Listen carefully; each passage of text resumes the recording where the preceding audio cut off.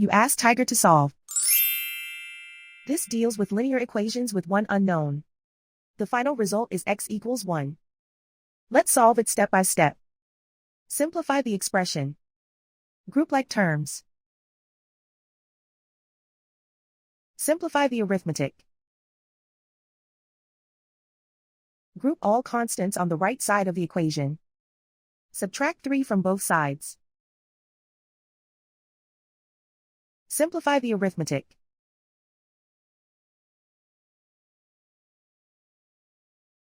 Isolate the x. Divide both sides by -3. Cancel out the negatives. Simplify the fraction.